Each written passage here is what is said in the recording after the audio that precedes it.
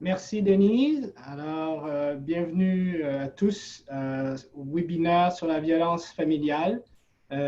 Comme Denise le mentionnait, je m'appelle Christian Cormier. Je pratique ici à Edmonton pour Prairie Advocate Law Office. Et donc, on a environ 1 heure pour faire cette présentation et puis répondre à vos questions, comme Denise le mentionnait. On va vous permettre de poser des questions environ à la moitié de la présentation et ensuite à la toute fin de notre présentation de notre webinaire sur la violence familiale. Donc, sans plus tarder, je vais débuter. Alors, c'est important que vous sachiez que toute l'information qu'on présente aujourd'hui et tout ce dont on va discuter, c'est à titre d'information générale uniquement. Il ne s'agit jamais d'avis juridiques. On vous encourage, bien sûr, à consulter un avocat pour avoir des avis, des conseils juridiques sur ces questions dont on va discuter aujourd'hui. Alors, on a beaucoup de sujets à aborder cet après-midi. Donc, on va débuter en discutant, en définissant c'est quoi la violence familiale, qu'est-ce qu'on entend par là. Ensuite, on va parler de différents outils, différents mécanismes qui s'offrent aux victimes. La première, qui est l'ordonnance de protection d'urgence. Ensuite, on discutera de l'ordonnance de la Cour du banc de la Reine. Et à ce moment-là, on va prendre une petite pause après ce troisième sujet avant d'aborder nos derniers sujets du webinaire. Donc, ensuite, après la première période de questions, on va discuter de l'engagement de ne pas troubler l'ordre public. Ensuite, de l'ordonnance de possession exclusive de la résidence. Donc, tout ça, ce sont des mécanismes, des outils que vous pouvez utiliser si vous êtes victime de violences familiales. Et on va terminer en discutant brièvement de la sécurité de l'enfant et des demandes d'ordonnances modificatives. Donc, comme on sait, la COVID-19 a beaucoup d'impact en ce moment sur le droit de la famille et notamment sur ce que peuvent ou ne peuvent pas faire les tribunaux. Comme on peut comprendre, l'accès est très limité en ce moment. Il n'y a que certains types de demandes qui sont entendues par les tribunaux. Donc, tous les jours, il y a un triage des demandes qui seront entendues. Et les tribunaux, essentiellement, en ce moment, que ce soit la Cour provinciale ou que ce soit la Cour du banc de la Reine, pour ce qui est du droit de la famille, entendent essentiellement les causes autour de risques de violence familiale, le risque d'enlèvement d'un enfant à l'extérieur de l'Alberta, les ordonnances de protection d'urgence, puis enfin, des questions relatives aux droits de garde, de visite, mais qui ne pourraient pas être retardées compte tenu de ce qui est en jeu. Donc, c'est important d'être au courant du fait que l'accès est limité et qu'il faut obtenir l'autorisation du tribunal pour être entendu et que la capacité en ce moment des tribunaux est très, très limitée. Donc, violence familiale, qu'est-ce qu'on entend par la violence familiale? Eh bien, en vertu de la loi, ce sont des blessures ou encore des dommages matériels qui visent un membre de la famille. Ça peut être également toute forme d'intimidation d'un membre de la famille. Ça peut être également une séquestration ou un isolement forcé.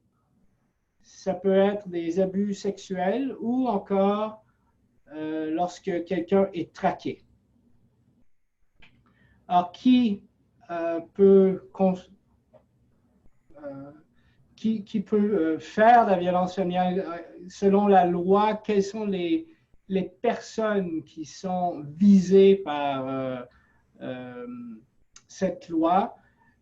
C'est toute personne qui sont dans des relations familiales, soit par le sang, par le mariage, l'adoption ou des relations interdépendantes entre adultes. Et ça, ce sont des relations de conjoints de fait, là, si on veut, ou des mariages existants ou passés. Donc, si on a été marié avec quelqu'un ou si on a été dans une relation de conjoint de fait, on est protégé par la loi. Et donc, que ce soit, il y a dans le cas actuel ou que ce se soit déroulé, qu'on était dans une relation avec quelqu'un il y a de ça plusieurs années. La loi protège également toute personne qui a un enfant avec un autre adulte ou encore des personnes qui sont dans une relation intime, qui vivent ou qui ont vécu ensemble. Donc, c'est très vaste, le nombre et le type de situations qui sont touchées par cette loi et donc qui offre une protection là, à un très, très grand nombre de personnes. Alors, quand on est dans une telle situation, il y a plusieurs choses qu'on doit faire. La première, bien, si notre intégrité, notre sécurité physique là, est en danger, il faut, si c'est sécuritaire, quitter les lieux et appeler 911 pour faire appel au secours. Il faut également songer à des questions relatives au logement, des questions matérielles, des questions financières. Et donc, si on peut avoir accès à des parents ou des amis ou encore des refuges qui peuvent nous venir en aide, c'est important aussi de considérer là, toutes ces questions.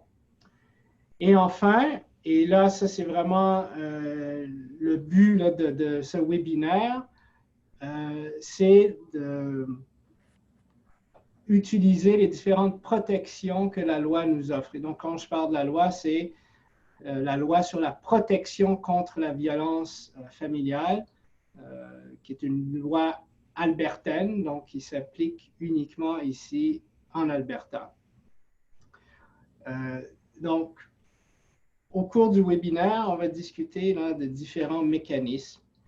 Et cette petite diapo là, nous donne une idée là, des différents outils qui sont disponibles quand il y a une situation de violence familiale.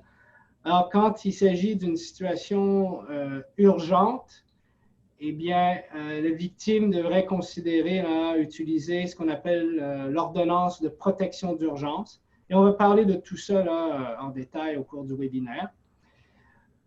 Et s'il s'agit d'une situation qui n'est pas urgente, pour laquelle la victime ne craint pas pour sa sécurité dans l'immédiat, il y a d'autres outils qui sont disponibles. Un de ces mécanismes, un de ces outils, c'est l'ordonnance de protection de la Cour du banc de la Reine, dont on va parler également. Et enfin, l'engagement de ne pas troubler l'ordre public. Donc, tout ça, c'est des mécanismes qui s'offrent à vous pour vous protéger généralement pour votre intégrité physique. Il y a aussi également l'ordonnance de possession exclusive de la résidence, dont on parlera à la fin du webinaire, qui est là plutôt pour nous aider à déterminer qui va résider dans la résidence familiale quand il y a une situation de séparation. Et ça, c'est qu'il y ait violence familiale ou non. Donc, débutons avec l'ordonnance de protection d'urgence, qui est peut-être l'outil le plus important lorsqu'il y a une situation de violence immédiate, lorsque la victime la craint pour sa sécurité, lorsqu'il y a une menace là, imminente.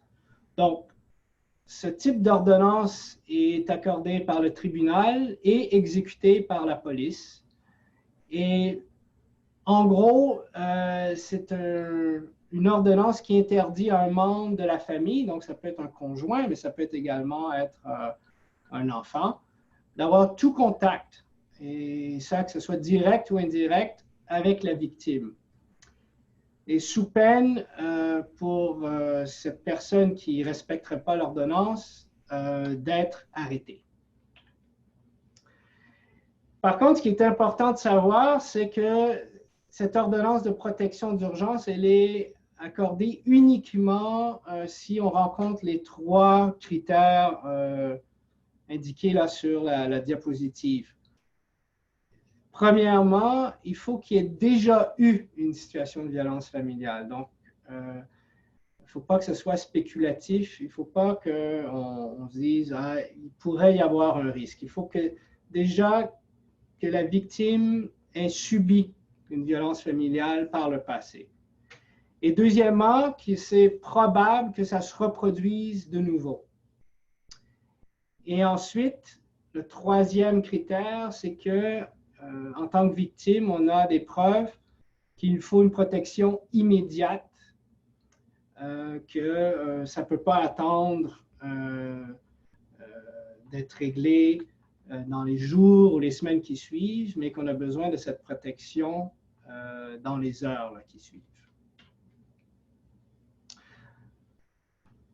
Alors, de par sa nature, l'ordonnance de protection d'urgence, elle se fait sans préavis à l'autre partie. Ça veut dire qu'on ne informe pas l'autre partie, le conjoint par exemple, qu'on veut faire une telle demande. Donc, c'est en soi une mesure extraordinaire. Et la raison pour laquelle on n'a pas besoin de donner préavis, parce que généralement, il faut toujours donner un préavis à l'autre partie lorsqu'on fait une demande à un tribunal pour une ordonnance, c'est parce qu'il y a une urgence ou généralement aussi parce que le fait même de donner l'avis mettrait la victime en danger. Et donc, on peut faire ce type de demande 24 heures sur 24. On va en discuter un peu plus précisément par la suite, mais on peut s'adresser généralement soit au tribunal ou à la police. Donc, cette ordonnance de protection d'urgence, elle permet donc au policier de retirer le conjoint ou le membre de la famille du domicile et d'empêcher son retour. Elle peut interdire également cette personne de venir chez vous, à votre école, à votre travail ou tout autre lieu que vous allez préciser dans l'ordonnance. Et enfin, l'ordonnance permet également d'interdire à cette personne de vous contacter, vous personnellement, que ce soit directement ou indirectement, mais également d'autres membres de la famille que vous pouvez énumérer dans l'ordonnance. Donc, c'est important de savoir qu'on n'utilise pas ça pour régler d'autres types de litiges, comme les litiges parentaux, les litiges de garde. C'est uniquement dans les situations de violence familiale. Et s'il s'agissait de violence, mais qui n'est pas de nature familiale, il faudrait obtenir à ce moment-là une ordonnance d'éloignement. Donc, je vais parler un peu de la procédure, de la marche à suivre. Mais ce qui est important de savoir, c'est qu'en tant que victime de violence familiale, vous êtes admissible, vous pouvez toujours obtenir le soutien de Legal Aid Alberta, et ça, c'est peu importe vos revenus. Et donc, comment ça fonctionne, cette demande? Eh bien, c'est auprès de la Cour, et comme je disais, c'est sans préavis à l'autre partie, donc on n'a pas besoin d'en avertir. Et la police peut également faire une telle demande si elle enquête sur un cas là, de violence familiale. Il y a 2 types de formulaires à soumettre. Donc, un premier qui est la motion introductive d'instance et ensuite un questionnaire qui est relatif à l'ordonnance de protection où on va vous demander des renseignements sur le nom des personnes concernées, les lieux, donc que ce soit les lieux de résidence, les lieux de travail, l'école, etc. Et tout autre renseignement relatif là, aux circonstances, à la situation de violence familiale. Donc, une fois qu'on a préparé, soumis ces documents, il faudra se présenter au tribunal. Il faudra apporter avec nous des copies des documents. Et le juge vous entendra, vous ou votre avocat, et si vous avez fait appel à Legal Aid aura un avocat qui vous représentera au cours de l'audience. Et généralement, l'ordonnance est prononcée le jour même. Et parce que c'est une ordonnance, ce qu'on appelle ex parte, c'est-à-dire où vous avez présenté votre version des faits, mais sans que l'autre partie ait pu donner sa version des faits et s'expliquer. Comme je disais, c'est une situation un peu exceptionnelle et donc votre ordonnance est valide uniquement pour environ 2 semaines.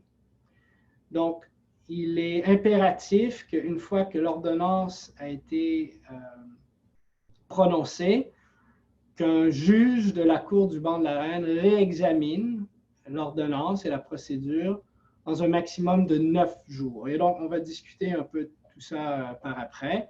Et donc, c'est important de savoir qu'une ordonnance de protection d'urgence est là pour vous protéger à très courte échéance, donc moins de 2 semaines généralement. Okay? Donc, une fois que vous avez cette ordonnance de protection d'urgence, vous devrez en remettre une copie à la police. Et c'est la police qui se chargera de notifier l'autre partie et, dans bien des cas, d'expulser en quelque sorte l'autre partie, le conjoint ou le membre de la famille qui est visé par l'ordonnance, donc celui qui a perpétré la violence familiale. Et donc, une fois que la police fait son travail, c'est important pour vous de garder en tout temps une copie des documents parce que si malheureusement l'accusé retourne chez vous ou fait du traquage ou vous harcèle, eh bien sûr, vous devrez appeler la police pour qu'ils interviennent là, immédiatement, mais pour permettre à la police là, de pouvoir agir, il faudra qu'ils voient quand même les documents et ils pourront agir là, en vertu de ce qui est des modalités de cette ordonnance, et pas autrement. Ce qui est également important de savoir, c'est que toute violation, selon la loi, entraîne une amende et ou un emprisonnement. Donc, il y a trois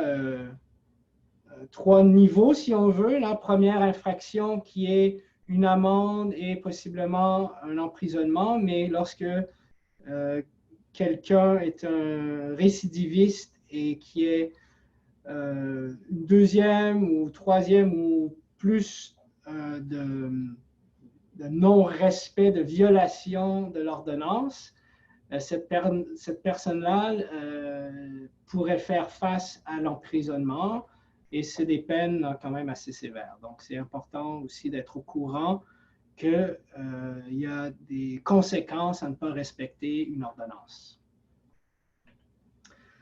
Donc, maintenant, je voudrais parler brièvement de l'ordonnance de protection de la Cour du banc de la Reine et également de ce dont je parlais, c'est-à-dire la révision là, de l'ordonnance de protection d'urgence qui se fait auprès de la Cour du banc de la Reine.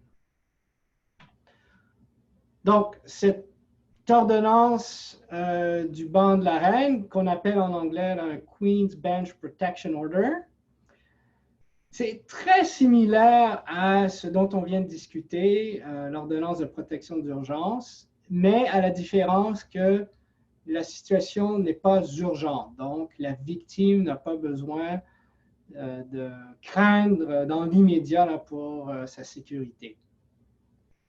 Et on doit également, contrairement à cette procédure d'urgence, ici, on doit notifier l'autre partie. Donc, l'autre partie doit être mise au courant qu'il y a une demande et une ordonnance là, qui risque d'être émis contre cette personne. Donc, si on est dans la possibilité de notifier l'autre partie, on doit absolument faire appel au Queen's Bench Protection Order, donc faire appel à la Cour du banc de la Reine et non pas cette ordonnance de protection d'urgence. Et dans ce cas-ci, contrairement à l'ordonnance d'urgence qui est valide pour environ un peu moins de 2 semaines, celle-ci est valable jusqu'à un maximum d'1 an. Et après un délai d'1 an, on peut demander à la Cour du banc de la Reine de réexaminer la situation et de renouveler pour encore jusqu'à un maximum d'1 an l'ordonnance de protection. Donc maintenant, je voudrais discuter de la révision de l'ordonnance de protection d'urgence, donc ce dont on parlait tout à l'heure, hein, donc cette obligation, une fois que l'ordonnance a été prononcée, d'aller devant la Cour du banc de la Reine pour rouvrir le dossier. Et on va discuter là un peu des différentes étapes à suivre, mais si, suite à la révision, le banc de la Reine est convaincu qu'il y a une situation là, qui justifie une telle ordonnance, eh bien, la Cour du banc de la Reine, émettra à ce moment-là, ordonnera donc une protection et jusqu'à, comme je disais tout à l'heure, un maximum d'1 an. Ce qui est différent aussi ici avec ce processus de révision, c'est qu'à ce moment-là, on peut aussi obtenir la possession exclusive de la résidence. Et ça, on en parlera à la fin de notre webinaire, mais ça permet à la victime de pouvoir résider sans avoir à déplacer les enfants, par exemple, hors de la résidence familiale. Alors, brièvement, donc, les différentes étapes pour notre révision. Donc, comme je le disais, c'est important de notifier, de signifier l'autre partie. Donc, ce n'est pas conseillé de le faire nous-mêmes parce que ça pourrait nous mettre en tant que victime en danger, mais on peut toujours demander à un ami de le faire, un membre de la famille ou un huissier de remettre en main propre tous ces documents pour que l'autre partie soit au courant de la date d'audience et de l'objectif de cette audience. Il faudra également soumettre un affidavit de signification qui est tout simplement un formulaire là, qui prouve que l'autre partie a été informée de la demande. Et si l'autre partie, donc le défendeur, s'oppose à l'ordonnance d'urgence et si elle considère que ce n'est pas justifié qu'on confirme l'ordonnance, ce défendeur pourra déposer un affidavit. Donc, un affidavit, c'est tout simplement un document sous serment où la personne pourra expliquer sa version des faits. Donc, expliquer pourquoi il ou elle pense que la Cour ne devrait pas là, prononcer d'ordonnance de protection. Et si c'est le cas, si le défendeur s'oppose, vous, en tant que victime, donc en tant que demandeur, vous pouvez répondre à l'affidavit de l'autre partie. Donc, suite à tout ça, il y aura une audience. Donc, c'est très important de se présenter au tribunal parce qu'il y aura un examen. Donc, c'est-à-dire que le juge va entendre les deux parties. Il va les questionner, leur poser des questions sur les circonstances pour lui permettre au juge de déterminer si on devrait ou non renouveler cette ordonnance de protection. Et comme je le disais, si la victime réussit à convaincre le juge que les circonstances le justifient, eh bien, on pourra on pourra obtenir une ordonnance d'une durée maximale d'1 an. Alors, lorsqu'on a cette nouvelle ordonnance, et si l'autre partie ne s'est pas présentée au tribunal, eh bien, vous avez l'obligation de notifier l'autre partie, donc le défendeur, de la nouvelle ordonnance. Donc, comme je l'expliquais tout à l'heure, il y a différents moyens de le faire, soit en demandant à quelqu'un en qui on a confiance de le faire pour nous, ou d'embaucher, de payer les services d'un huissier qui signifiera, donc qui notifiera l'autre partie. Enfin, si vous changez d'avis, vous souhaitez mettre fin à l'ordonnance plus tôt, pour différentes raisons, vous devez à ce moment-là présenter une autre demande au tribunal. Et donc, enfin, tout comme dans le cas d'une ordonnance de protection d'urgence, c'est important d'enregistrer votre ordonnance auprès de la police. Donc, il s'agira de leur remettre une copie de l'ordonnance, l'affidavit également de signification, donc le document qui prouve que l'autre partie est au courant qu'il y a une ordonnance émise contre lui ou elle. Et c'est important, comme je disais aussi auparavant, de garder en tout temps une copie des documents.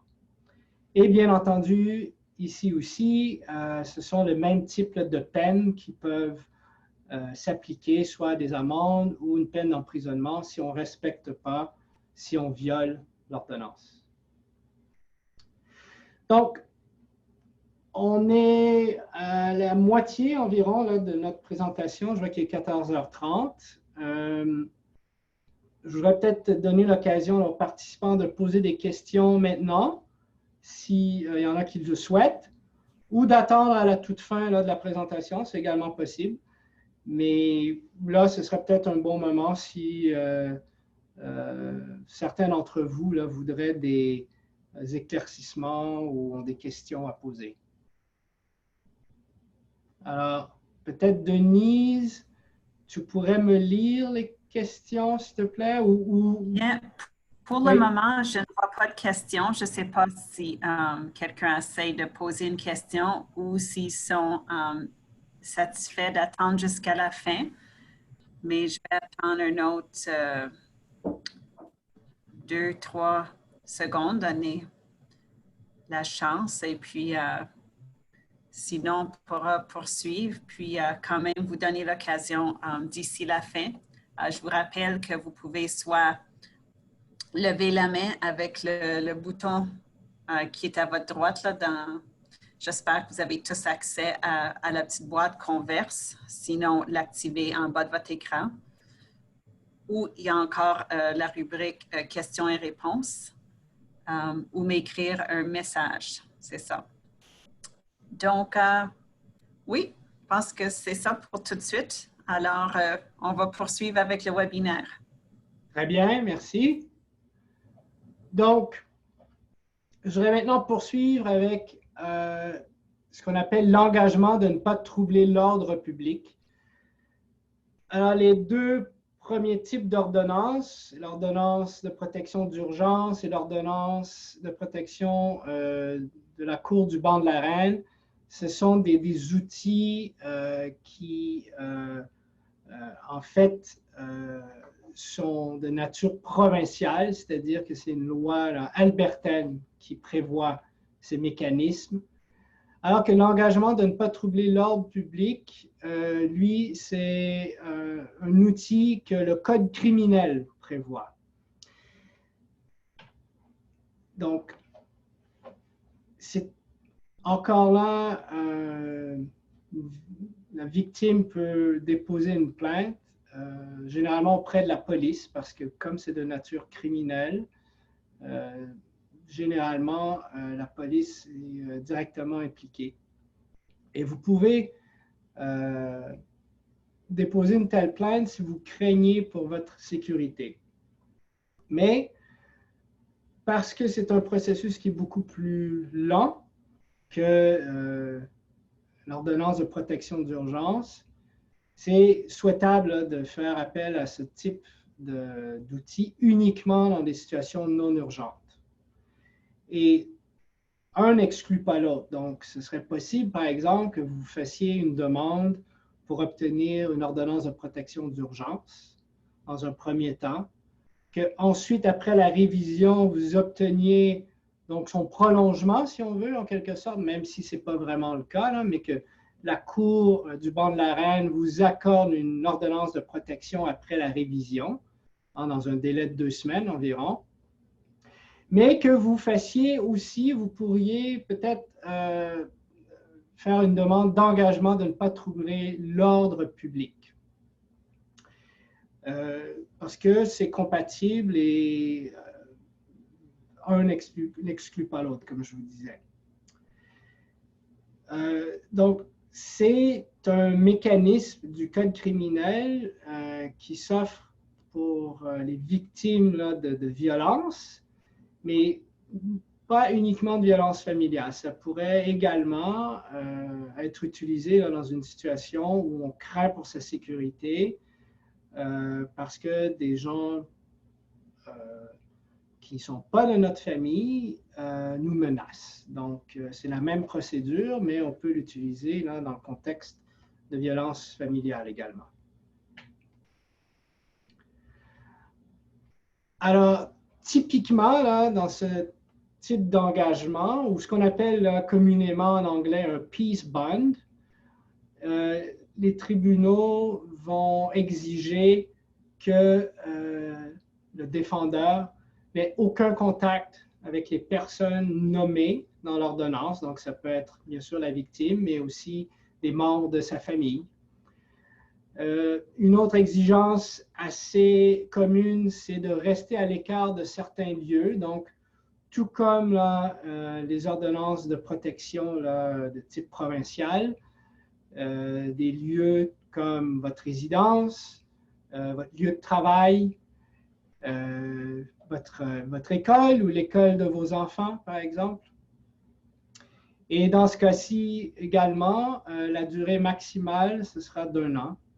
Mais contrairement à l'ordonnance de protection de la Cour du banc de la Reine, cette ordonnance n'est pas renouvelable. Donc, si vous avez obtenu une durée maximale d'1 an, il faudra à ce moment-là obtenir un nouvel engagement. Donc, c'est-à-dire qu'il faudra se présenter de nouveau et expliquer aux tribunaux pourquoi ils devraient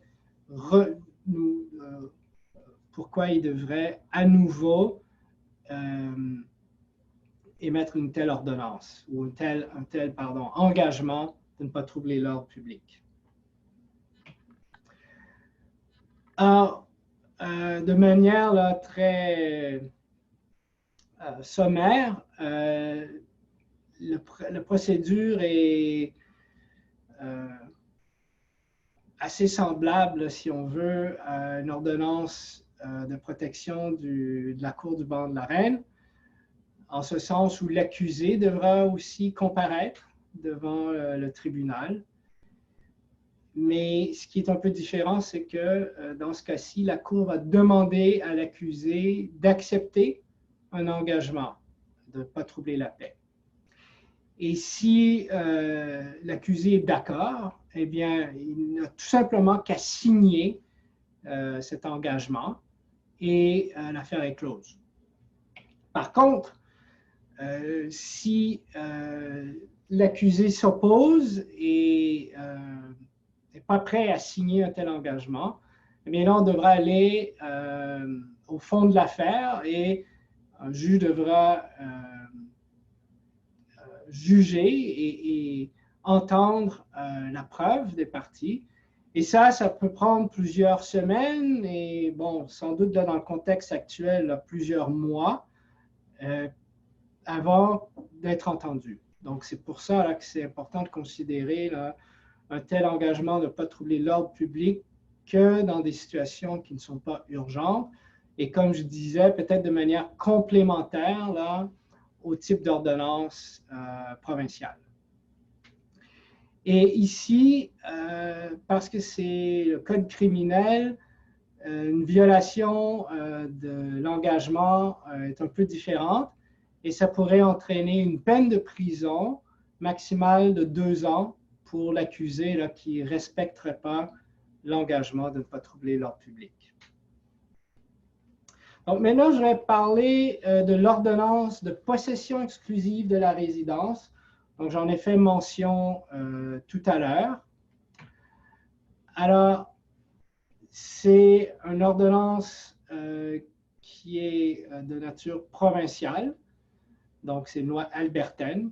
En anglais, on fait référence à Exclusive Home Possession Order, qui permet en fait à l'un des conjoints d'avoir la possession exclusive du domicile familial, mais également de certains biens comme la voiture, les meubles, même des animaux de compagnie. Et cette ordonnance, elle protège également les locataires. Donc, ce n'est pas uniquement si vous êtes propriétaire de votre maison, mais également pour les locataires.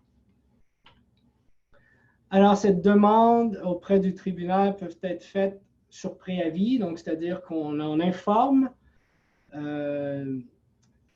l'autre partie, et on peut le faire aussi ex parte. Mais c'est toujours préférable de faire sur préavis parce que de toute manière, si on fait ex parte, donc c'est-à-dire sans en avertir l'autre, eh bien, ce sera généralement pour une très courte période qu'on aura une ordonnance et il faudra par la suite aller devant les tribunaux pour la révision de l'ordonnance. Donc, dans tous les cas, l'autre partie a bien sûr le droit d'être entendue.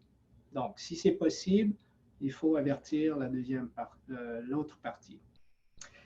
C'est une solution qui est de nature temporaire, hein, donc c'est seulement pour déterminer qui habitera dans la résidence familiale d'ici à ce qu'on fasse là, le partage des biens là, définitif en cas d'une séparation.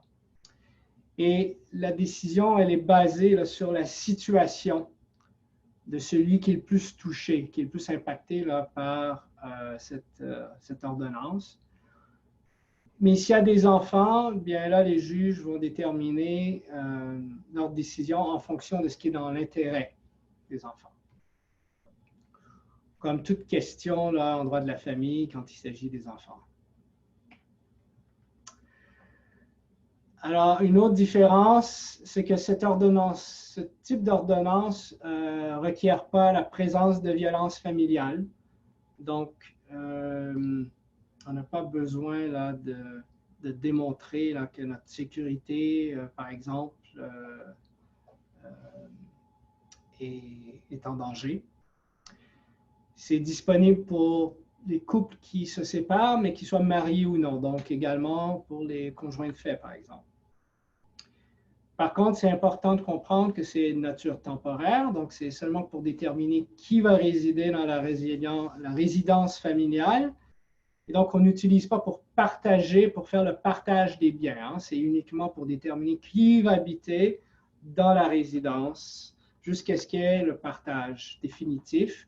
Hein, donc, s'il y a une procédure de divorce ou si on est conjoint de fait, il faudra bien sûr au cours de cette procédure, déterminer comment on partage les biens, mais ce n'est pas cette ordonnance qui va déterminer ça.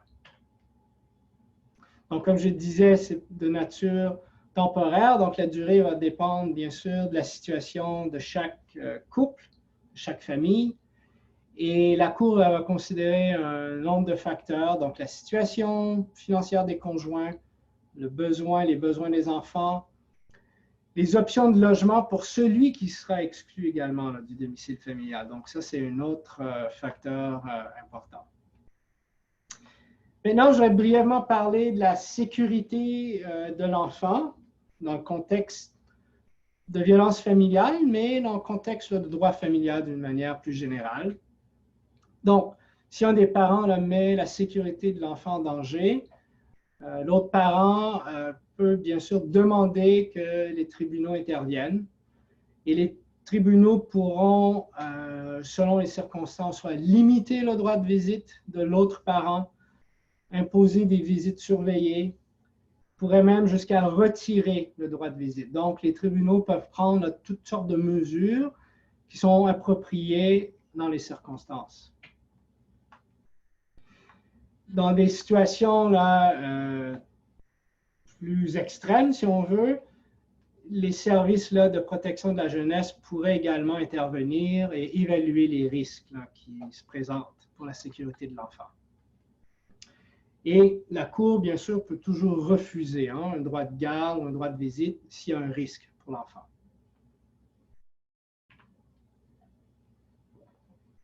Alors, quels sont les facteurs décisifs? Alors, c'est ce qu'on appelle l'intérêt de l'enfant. C'est sans doute le facteur le plus déterminant. C'est même lorsqu'il s'agit d'enfants, le seul facteur. Donc, l'intérêt de l'enfant, c'est très vaste. Donc, il s'agit des besoins physiques, des besoins psychologiques, émotifs et des besoins de stabilité d'un enfant. C'est également, les tribunaux vont, s'il y a une présence de violence familiale, voir en quoi ça peut avoir un impact sur l'enfant et son intérêt. Les tribunaux vont regarder également les relations entre l'enfant et ses parents. Les tribunaux pourraient aussi également tenir compte de l'âge et de la maturité de l'enfant et la volonté de l'enfant. Et donc ça, généralement, la maturité et la volonté de l'enfant, hein, c'est lorsqu'il est un peu plus âgé. On va en discuter un peu dans la prochaine diapo. Et les tribunaux pourraient également tenir compte là, dans ce contexte, hein, de déterminer quel est le parent qui est le plus apte à s'occuper de l'enfant. Mais ce qui est important de savoir également, c'est que les préférences des parents, ce n'est pas quelque chose que dont les tribunaux vont tenir compte. Généralement, les préférences des parents ne sont pas considérées par les tribunaux lorsqu'il s'agit là, de déterminer ce que c'est que l'intérêt de l'enfant. Donc, comme je disais, si un enfant là, est un peu plus âgé, donc généralement c'est 12 ans, donc on considère qu'il est un peu plus mature, les juges, les tribunaux pourraient considérer l'opinion de l'enfant. Avant ça, les tribunaux vont généralement hésiter. C'est important également de savoir qu'un enfant pourrait agir comme témoin ou donner un avis sur les questions là, qui le concernent. Et dans certains cas, lorsque la situation l'exige, le tribunal pourrait demander qu'un avocat représente l'enfant. Donc maintenant, je vais brièvement discuter des demandes d'ordonnance modificatives parce que dans le cas là, de COVID-19, on a beaucoup de questions à savoir si on peut modifier nos ordonnances de garde en ce moment. Et les tribunaux étaient très clairs partout au pays et encore récemment en Alberta, il y a 2 semaines environ, la Cour du banc de la Reine a réaffirmé que COVID-19 ne change rien aux droits et aux obligations des parents. Donc, que ce soit les modalités de l'entente parentale pour la garde des enfants, que ce soit les obligations financières, ça ne change rien. Les parents doivent respecter les modalités d'ordonnance. Qu'une violation d'une ordonnance, ça constitue un outrage au tribunal. Donc, les tribunaux découragent les parents là, à prendre de leur propre chef des décisions ou d'agir d'une manière contraire aux ordonnances. Par contre, les tribunaux pourraient modifier ou suspendre une ordonnance si elle considère qu'il y a un risque réel pour la santé de l'enfant. Si on parle dans le cas du COVID-19, que si un parent a des symptômes ou si un parent a été diagnostiqué, que les tribunaux, dans ce cas-là, pourraient considérer suspendre, par exemple, un droit de visite pour une durée déterminée pour permettre à l'autre parent de se soigner. Mais les tribunaux sont très clairs que, surtout en ce moment, compte tenu de la réalité des confinements, que les enfants ont besoin des deux parents en ce moment. Et donc, de ne pas utiliser la pandémie comme étant une excuse pour priver un enfant du droit de visite qu'il a avec son autre parent. Et donc, dans le cas de la COVID-19, mais comme dans toute situation là, où on fait une demande d'ordonnance modificative, donc lorsqu'on veut modifier les modalités d'une ordonnance de garde, il faut que le changement de situation soit imprévu et suffisamment important. Hein. Donc, que ça rende nécessaire de modifier les modalités et que ce changement est tel là, que ça change la situation de l'enfant. Donc, la situation auquel on pourrait penser, c'est un parent qui est malade, comme on disait, qui a la COVID-19. Là, les tribunaux peut-être considéraient suspendre pour la durée nécessaire le droit de visite de ce parent, mais tout ça, ce serait de nature temporaire uniquement. Okay? Et bien sûr, la Cour prendra toujours la décision dans l'intérêt de l'enfant uniquement. Et si les parents, et ça, les tribunaux encore ont été très clairs partout au Canada et dans cet arrêt là, de la Cour du banc de la reine de l'Alberta, que c'est toujours mieux que les parents s'entendent entre eux. Hein. Et donc, si c'est le cas, de tout simplement obtenir une ordonnance par consentement, que ce n'est pas la place, le rôle des tribunaux de commencer à s'immiscer dans des histoires de droit de la famille, que idéalement, c'est toujours mieux que les parents s'entendent, tout simplement parce que ce sera plus viable comme solution que lorsque c'est imposé par les tribunaux. Mais que si les tribunaux, si les parents ne réussissent pas à s'entendre, bon, les tribunaux vont trancher. Et comme je le disais, ce sera sans doute là, une ordonnance de nature provisoire, uniquement là, pour la durée de la, par exemple, de la convalescence du parent qui a la COVID-19.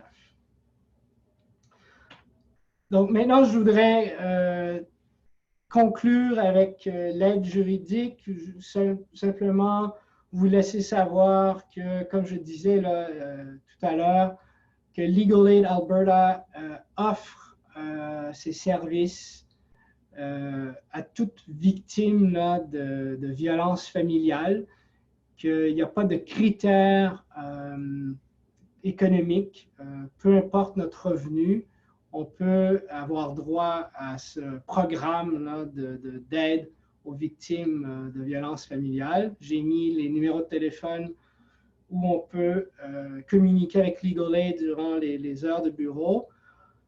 À l'extérieur des heures de bureau, si on est dans une situation d'urgence, c'est d'appeler 911, bien entendu. Ça, c'est la première chose à faire. Mais que s'il n'y a pas de situation d'urgence, qu'on ne craint pas pour notre situation, bien sûr, on peut aller devant le palais de justice là, de notre ville, de notre région. On peut également appeler un poste de police où ils peuvent vous donner des renseignements là, si on n'appelle pas le 911. C'est possible aussi auprès de la police d'obtenir, hors des heures de bureau, des renseignements. Mais je dirais que Legal Aid Alberta ou le palais de justice, c'est peut-être les principaux,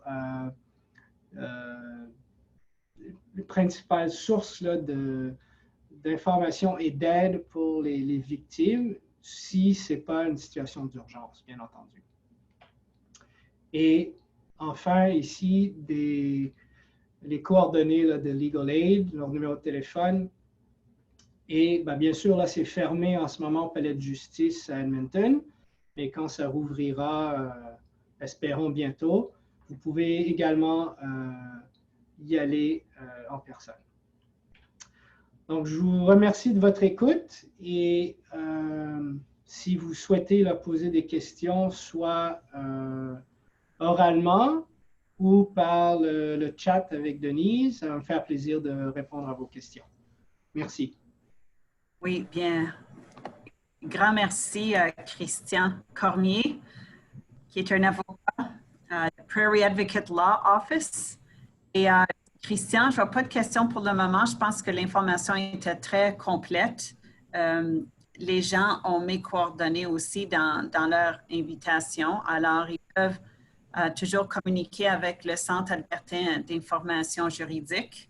Il y a aussi notre partenaire, le CANAF, le Centre d'accueil des nouveaux arrivants francophones à Calgary. S'il y a quelque chose qui touche un peu plus l'immigration qui vous concerne.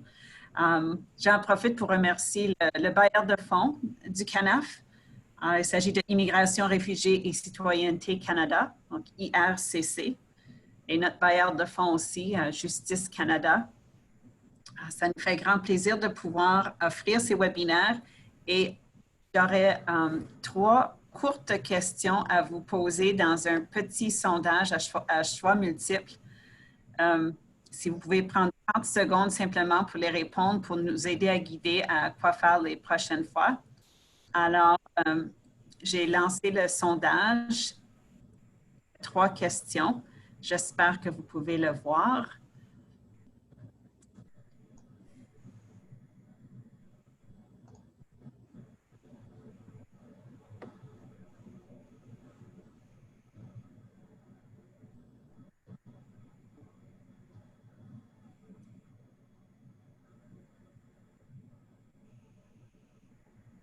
OK, je vois des réponses qui commencent à rentrer.